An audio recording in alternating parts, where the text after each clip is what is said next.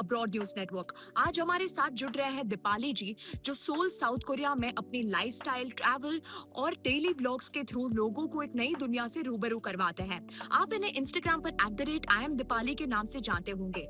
वो अपने कंटेंट में ट्रैवल, लाइफस्टाइल और इंडिया कोरिया का एक यूनिक कल्चरल ब्रांड दिखाती है। उनका कंटेंट उन हजारों लोगों के लिए काफी इंटरेस्टिंग और रिलेटेबल है जो कोरिया की कल्चर, लाइफस्टाइल और अपॉर्चुनिटीज के बारे में जानना चाहते हैं। तो चलिए शुरू करते हैं आज की एक खास बातचीत और जानते हैं दीपाली जी की कोरिया में जर्नी कैसी रही। नमस्कार दीपाली जी, सबसे पहले तो आपका बहुत बहुत स्वागत है अब्रॉड न्यूज नेटवर्क में। तो सबसे पहले हम अपने व्यूअर्स को बताना चाहेंगे कि हमारे साथ दीपाली जी जुड़ रही है और ये साउथ कोरिया में रह रहे हैं। तो दीपाली जी, क्या आप हमें बता सकते हैं कि आप साउथ कोरिया में कितने सालों से रह रहे हैं और आपका वहाँ रहने का एक्सपीरियंस कैसा है? दीपाली जी, हम आपसे ये भी जानना चाहेंगे कि आप साउथ कोरिया स्टडी वीजा पे गए थे या फिर वर्क वीजा पे? नमस्ते सबको और बहुत बहुत धन्यवाद टू अब्रॉड न्यूज़ नेटवर्क मुझे इनवाइट करने के लिए अपने चैनल पे। और जितना भी हो सके मैं कोशिश करूँगी कि मैं अपना एक्सपीरियंस शेयर कर सकूँ अपने इंडियन व्यूअर्स को, जिससे कि उनकी हेल्प हो सके। और जहाँ तक आपका सवाल था कि मैं साउथ कोरिया में स्टडी वीज़ा पे आई हूँ। अभी मैं D2 वीज़ा पे हूँ। यहाँ पे मैं योनसेल यूनिवर्सिटी से मास्टर्स कर रही हूँ, तो मैं स्टडी वीज़ा पे अभी यहाँ पे रह रही हूँ। दीपाली जी, क्या आप हमारे व्यूअर्स को ये बता सकते हैं कि साउथ कोरिया में लाइफस्टाइल कैसी है और डेली लाइफ की कौन सी चीज आपको सबसे इंटरेस्टिंग लगती है? साउथ कोरिया में लाइफस्टाइल मुझे काफ़ी पसंद आया है। लाइक इंडिया से बहुत सारी चीज़ें डिफरेंट भी हैं और डेफिनेटली बहुत अच्छी चीज़ें हैं। सबसे अच्छी जो चीज़ मुझे यहाँ पे लगी वो है कि यहाँ पे ट्रांसपोर्टेशन बहुत अच्छा है। यहाँ के जो लोग हैं वो बहुत ही ज़्यादा डिसिप्लिन्ड हैं, तो मुझे ये सारी चीज़ें बहुत अच्छी लगी।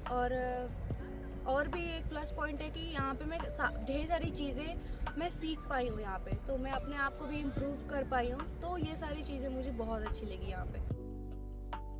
अच्छा, हमें ये भी बताइए कि इंडिया में आपकी लाइफ पहले कैसी चल रही थी और क्या रीजन था कि आपने साउथ कोरिया मूव होने का डिसाइड किया? साउथ कोरिया मूव करने का रीज़न मेरा यही था कि मैं स्कॉलरशिप मुझे मिला था, तो मुझे लगा कि स्कॉलरशिप के थ्रू जाके किसी कंट्री में पढ़ना इज़ द बेस्ट थिंग। सो इसीलिए मैंने डिसाइड किया कि मैं साउथ कोरिया में मूव इन करूँगी। अच्छा दीपाली जी, हम ये भी जानना चाहेंगे कि जब आप पहली बार साउथ कोरिया गए तो आपने सबसे बड़ा डिफरेंस क्या फील किया इंडिया के कंपैरिजन में?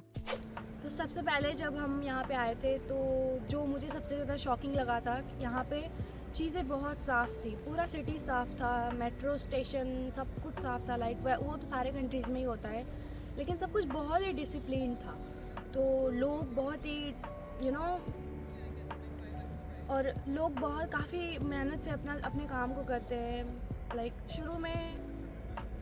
और लाइक लोग बहुत ही काइंड थे मेरे साथ। तो शुरू में मुझे चीज़ें पता भी नहीं थी, हालांकि मुझे लैंग्वेज आती थी, लेकिन सारी चीज़ें मेरे लिए नई थी।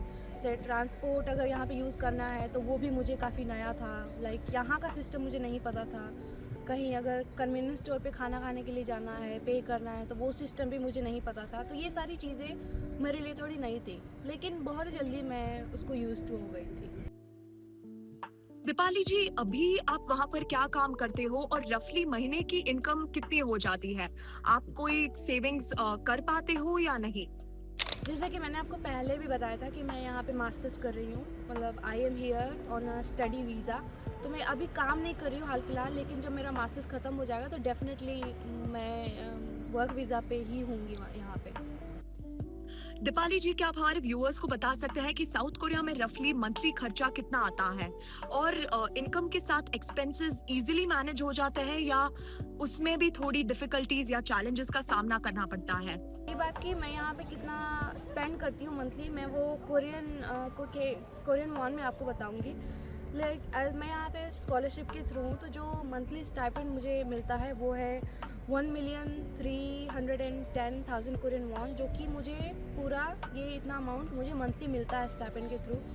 तो मैं डॉर्मेट्री में रहती हूँ, तो डॉर्मेट्री का फ़ी भी मुझे देना पड़ता है, जो कि 436,000 कोरियन वॉन है, जो कि मुझे हर महीने देना होता है क्योंकि मैं डॉर्मेट्री में रहती हूँ। और जो नेक्स्ट है जो कि मुझे हर महीने पे करना होता है वो है हेल्थ इंश्योरेंस, जो कि 78,000 कोरियन वॉन है, मुझे हर महीने पे करना होता है। मतलब कोई भी फॉरेनर अगर या फिर कोरिया में रह रहा है उसको हेल्थ इंश्योरेंस पे करना होता है, ये फिक्स है। और फूड का जो मैं आसपास जितना यूज़ कर लेती हूँ वो है 500,000 कोरियन वॉन, जो कि हर महीने मैं यूज़ करती हूँ। मैं डॉर्मेट्री में ही खाती हूँ, इस वजह से मैं खाना बनाती नहीं हूँ, क्योंकि खाना बनाने में थोड़ा बहुत मुश्किल होता है, तो मैं बाहर ही खरीद के खाती हूँ। इस वजह से खाने पे मेरा थोड़ा ज़्यादा खर्चा होता है। और फिर इसके बाद आप कहीं जाते हो, फ्रेंड से मिलते हो, आपको शॉपिंग करनी है, तो वो आपको उस स्टाइपेंड में से ही आपको खर्चा करना होता है। तो आप पे डिपेंड करता है कि अगर आप ज़्यादा खर्चा करते हो तो ये मंथली स्टाइपेंड आपको कम होगी, और अगर आप थोड़ा कम खर्चा करते हो तो इतना आपके लिए इनफ होगा। अच्छा दीपाली जी, जब आप पहली बार साउथ कोरिया गए थे तो आपको सबसे बड़ी प्रॉब्लम्स क्या आई थी एंड कैसे आपने उस सिचुएशन को हैंडल किया? तो क्या आप हमें एक रियल लाइफ एग्जांपल दे सकते हैं जिससे हमें पता चले कि आपने इस टफ सिचुएशन का सामना कैसे किया?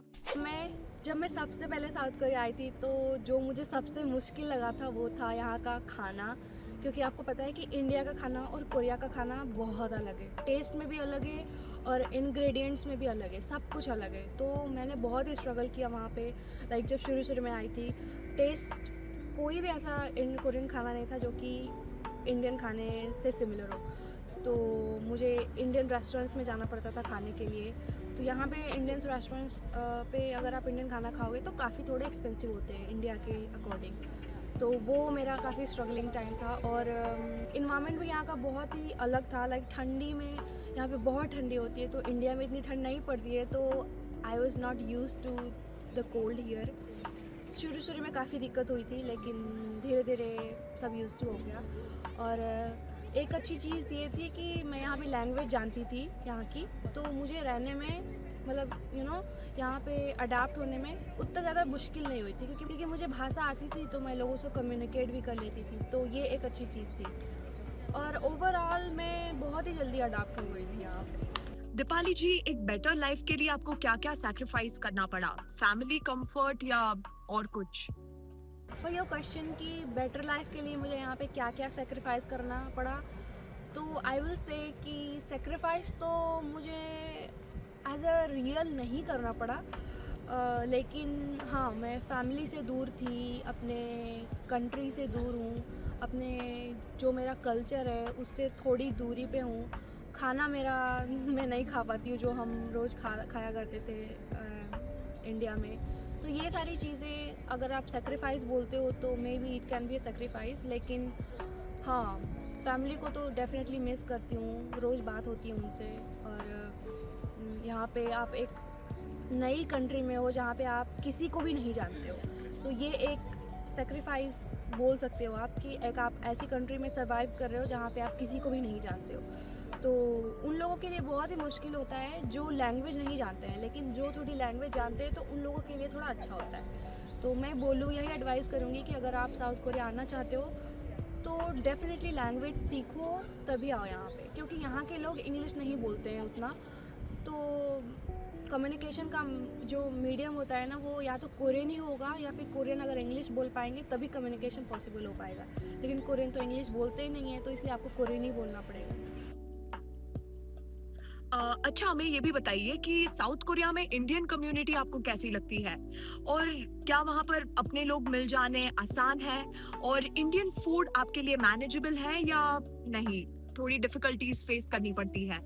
साउथ कोरिया में भी इंडियन कम्युनिटी है। यहाँ पे लोग फेस्टिवल्स पे इकट्ठा होते हैं, जैसे कि होली हो गया, दिवाली, 15 अगस्त, ये सारे फेस्टिवल्स पे लोग इकट्ठा होकर सेलिब्रेट करते हैं। लाइक सारे इवेंट्स करते हैं, खाना खाते हैं। लेकिन एक चीज़ जो मैंने नोटिस की, यहाँ पे इंडियन खाना बहुत ही एक्सपेंसिव होता है। डेफिनेटली अगर कोई चीज़ आप दूसरी कंट्री में खाओ करोगे जो कि उस कंट्री का नहीं है, तो वो एक्सपेंसिव होगा। तो सेम यहाँ पे इंडियन खाना भी काफ़ी महंगा है, आई विल से। और टेस्ट भी उतना सिमिलर नहीं होता है जो इंडिया में है, ओरिजिनल टेस्ट नहीं है, I will say. But yes, they are very kind, वो लोग बहुत ही काइंड हैं।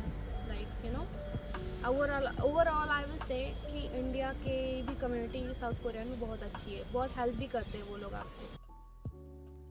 अच्छा दीपाली जी, अब हमारे पास आपके लिए एक बहुत बड़ा सवाल है। जो लोग कनाडा, ऑस्ट्रेलिया और यूएस जैसी बड़ी कंट्रीज में जाना चाहते हैं, पर पैसों की कटौती की वजह से वहां पर जा नहीं पाते, क्या उनके लिए साउथ कोरिया एक ड्रीम डेस्टिनेशन बन सकता है या नहीं?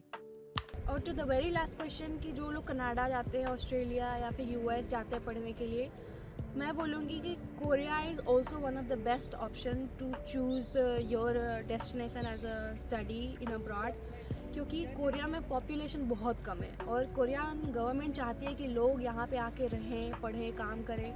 वो अपॉर्चुनिटी देती है फॉरेनर्स को कि किसी भी तरीके से लोग हमारे कंट्री में आएँ, क्योंकि इनका पॉपुलेशन बहुत कम है।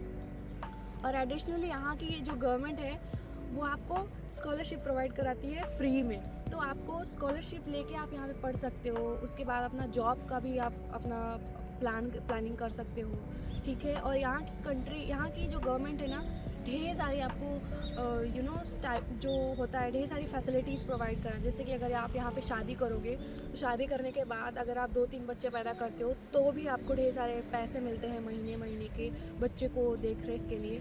ये सारी फैसिलिटीज़ यहाँ की गवर्नमेंट प्रोवाइड करती है, क्योंकि यहाँ की पॉपुलेशन कम है। और फैसिलिटीज़ भी साउथ कोरिया में बहुत अच्छी है, आप ढेर सारी चीज़ें सीखते हो, अपना इम्प्रूवमेंट करते हो।